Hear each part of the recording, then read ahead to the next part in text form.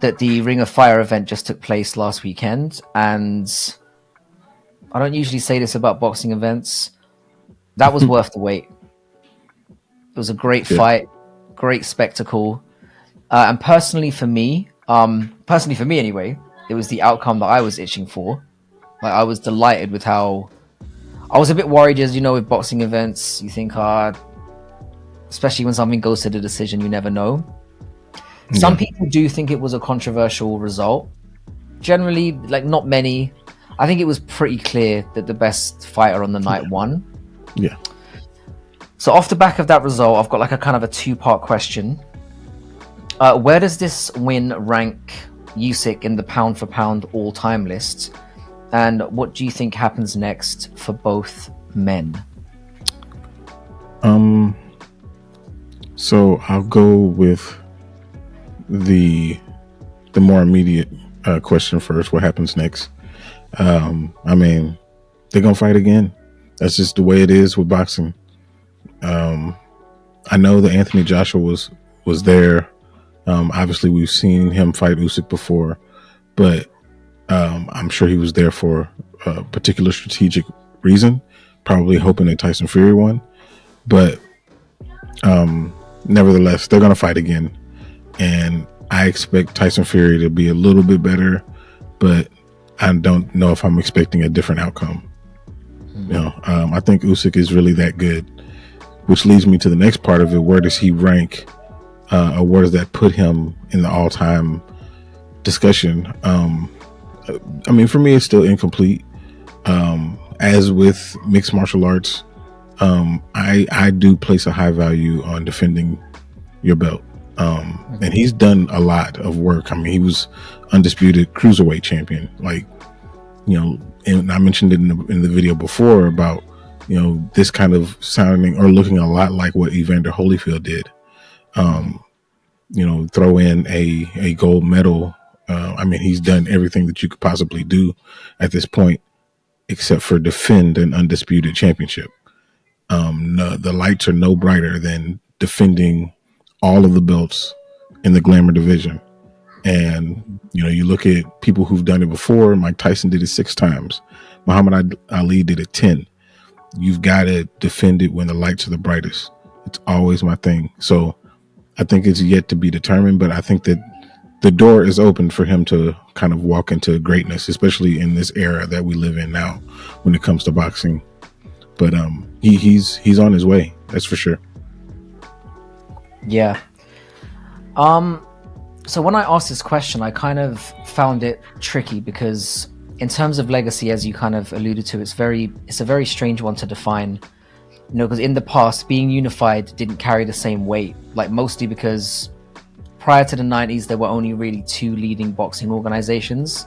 Yeah. And now, of course, we operate in a 4-belt era, which very much complicates things.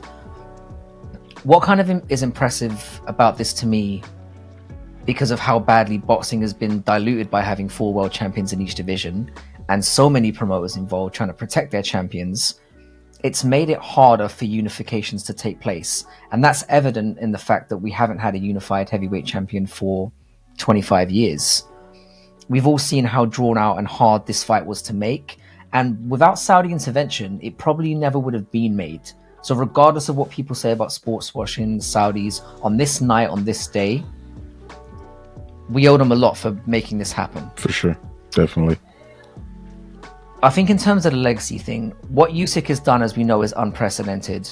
And I think it's flying way under the radar in terms of how massive this is in terms of historical legacy. As you said, the man won an Olympic gold medal, unified cruiserweight in one of the most talent-stacked Shark Tank divisions of all time.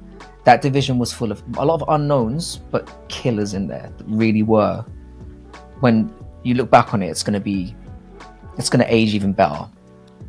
And then to come up and do this at heavyweight now, the first in 25 years, in the marquee division of a sport. I said this in my last video, and I've been saying it on Twitter over the last couple of weeks. I felt like if USYK was American or English, and he was a bit more of an outspoken personality in English, because he does have a great character, he might be viewed as one of the most decorated boxers of all time. And this leads me to where I think this goes for both men. I actually disagree with you, and I don't actually think the rematch happens. Or it potentially couldn't happen. And the reason why I say this, to make this fight happen, USYK basically had to agree to take a 70-30 split with Fury, despite the fact that he was holding 3 of the belts. For the rematch to get made, Fury's now going to have to be the one to take the split in reverse, and USYK did affectionately call Fury Greedy Belly for a reason. I don't think he's going to do that. I guarantee you that he makes excuses, he avoids the rematch. He's already known to be a nightmare to deal with financially. Personally, after what USYK has achieved, and I'm going to echo what a boxer from my country said, a guy by the name of Carl Froch. I don't know how much you know about that guy. Yep, I know him. Yeah, the Cobra. As much as I love seeing USYK fight, if I was him, I'd probably retire. He's done everything you need to do in the sport. Yeah. He's made enough money. He's 37 now. If I was him, I'd walk away. And as far as Fury goes, if I was him, I'd target the Joshua fight now. There are talks about Joshua potentially fighting Hrgović for the IBF, and I do think Joshua would beat him. But imagine he doesn't. That fight is ruined, and we've seen time and time again how delaying the money fight by taking stopgaps can derail things. Both men have lost to USYK, and they need to settle the score to determine who is number 2 in this era. Wilder's already been eliminated from the conversation after losing to Parker.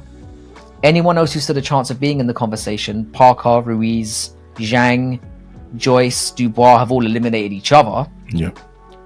Hrgović doesn't have the CV yet. They need to do Fury and Joshua next. Doesn't even need to be for a belt to sell it, and because it's going to be massive, and it's a fight that the world over wants to see.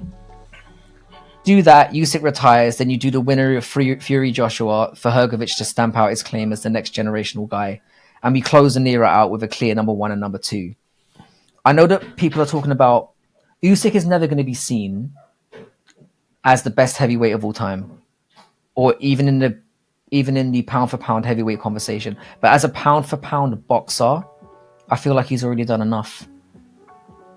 And at his age, when I posed the question, it's not about being the best heavyweight, because he's never going to be able to defend the title 10 times like Ali did, or however many times Tyson did. It's not going to happen. And it's not going to be against the same level of competition. I think already what he's achieved in the sport is enough, and I think he should consider retiring. I mean, I know that he won't. No, he won't. He won't. I know that he won't, because he's already promised in the ring. But again, I don't think Fury's going to make it that easy. No, because he is a you're cock. right. You're right about that. You are absolutely right about that. And he is a nightmare to deal with from a financial standpoint. And the thought of him flipping a split like that, he's not going to say yes to that. He's not. The thing is, I think Usyk, because Usyk's the kind of guy who's not money orientated, I can see Usyk maybe saying, I'll do a 50-50. He might do that. I could see him doing that, because he's not known for being difficult to deal with or selfish. I could see him saying, all right, we'll split the purse, rematch is set. But he's entitled to say, I took 30 when I had 3 of the belts. Now it's your turn to return the favor, because I made this fight happen, essentially. Because no other major heavyweight would have done a 70. It's why we haven't seen Joshua and Fury fight, because Fury's been pulling the same antics for years. And AJ is not taking no 30. No.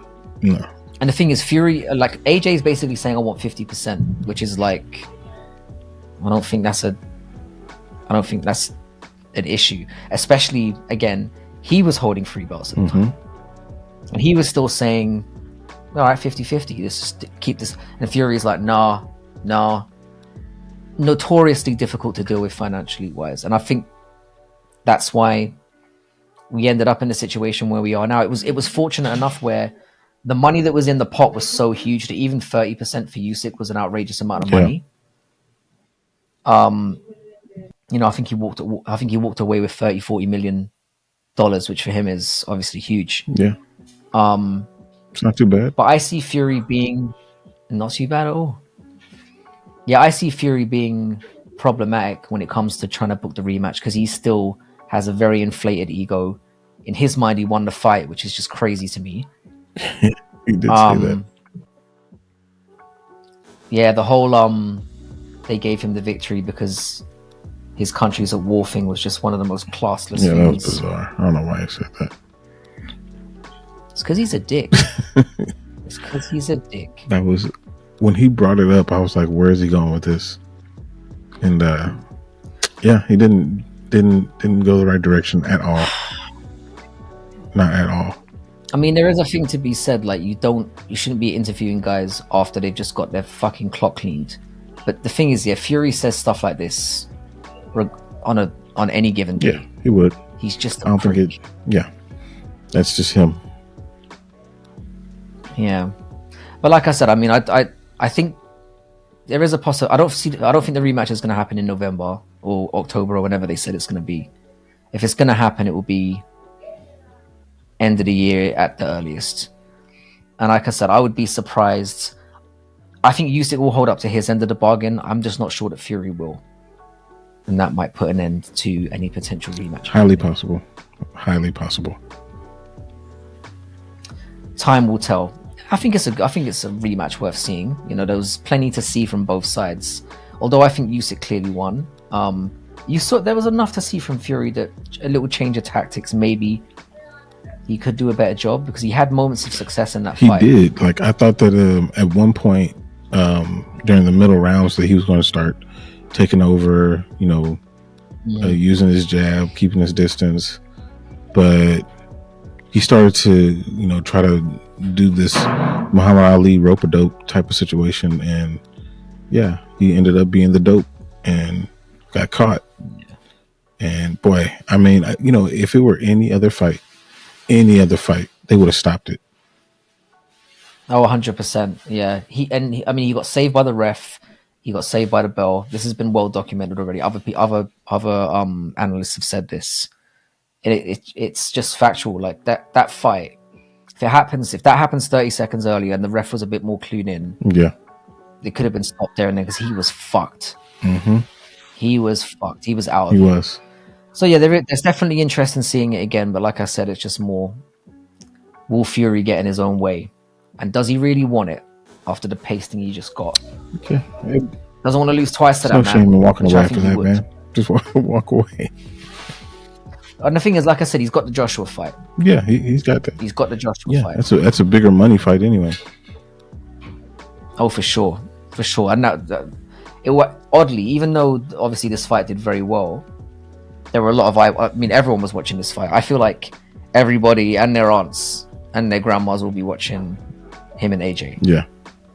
That fight is just there, and you don't want to leave it too long. Including Deontay Wilder. So, oh yeah, I mean, Deontay Wilder's got his own issues now. I mean, that Zhang fight, I think that could be the final, that could be the last one.